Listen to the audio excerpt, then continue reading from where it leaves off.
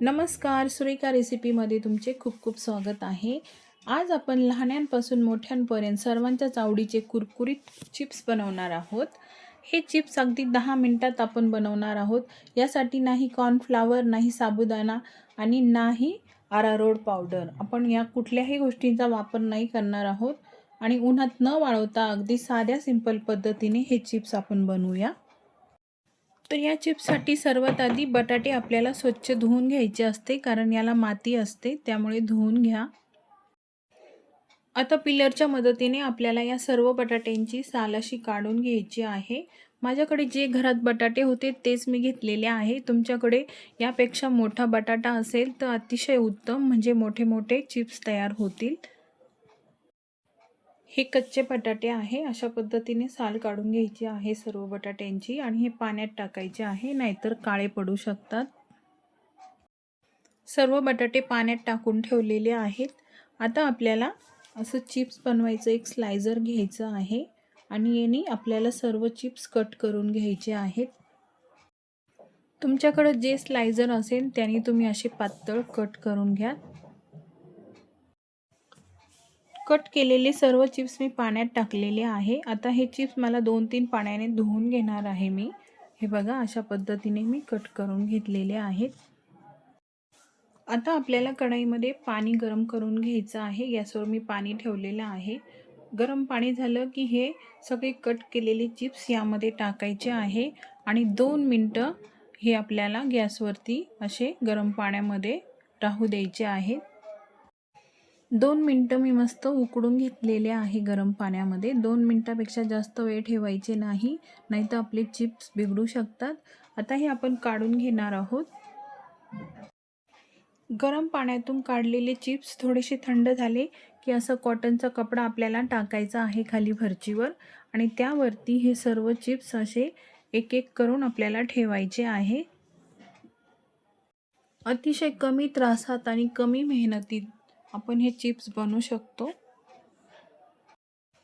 यावरती पुन्हा एक कॉटनचा असा एक कपडा टाकायचा आहे आणि हाताने असं प्रेस करून घ्यायचं आहे आपल्याला, म्हणजे याच्यात जे एक्स्ट्राचं पाणी आहे ते सर्व निघून जाईल।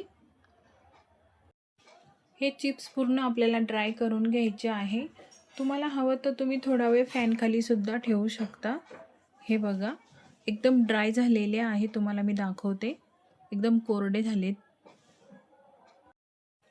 गॅसवरती पुन्हा कढाई ठेवायची आहे आणि त्यामध्ये आपल्याला कडकडीत असं तेल गरम करून घ्यायचं आहे। तेल गरम झालं की एक एक वेफर्स आपल्याला अशा प्रमाणे यामध्ये सोडायचे आहे आणि मीडियम ते हाय फ्लेमवरती आपल्याला हे चिप्स फ्राय करून घ्यायचे आहेत। अगदी दुकानातून आणतो तसेच कुरकुरीत वेफर्स हे तयार होतात। पहिली बॅच यामध्ये मी पूर्ण जितके मावतील तेवढे सोडून घेतलेले आहेत। आता हे मस्त आपण फ्राय करून घेऊया। तर इथे आपली पहिली बॅच मस्त कुरकुरीत इथे फ्राय झालेले आहे। तुम्ही बघू शकता याचा रंग पण चेंज झालेला आहे, मस्त गोल्डन रंग आलेला आहे। किती हलके झालेले आहे मी तुम्हाला दाखवते, हे बघा। हे आता आपल्याला एका चाळणीमध्ये काढून घ्यायचे आहे, म्हणजे एक्स्ट्राचं जे तेल आहे ते यामधून निथळून जाईल। दुसरी बॅच पण आपण याच पद्धतीने फ्राय करून घेणार आहोत।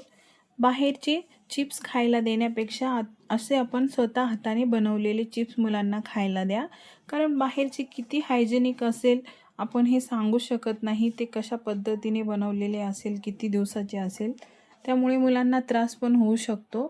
त्यामुळे स्वतः आपण 15 मिनिटांमध्ये असे कुरकुरीत चिप्स तयार करू शकतो आणि घरच्या खूपच कमी साहित्यामध्ये हे कुरकुरीत चिप्स आपण बनवू शकतो।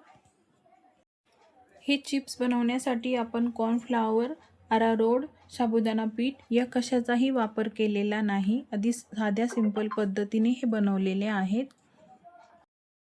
सर्व वेफर्स आपले इथे तळून झालेले आहे, किती हलके झालेले आहेत आणि अजिबात तेलकट झालेले नाहीत, तुम्ही बघू शकता। आता यावरती आपल्याला काही मसाले घालायचे आहे।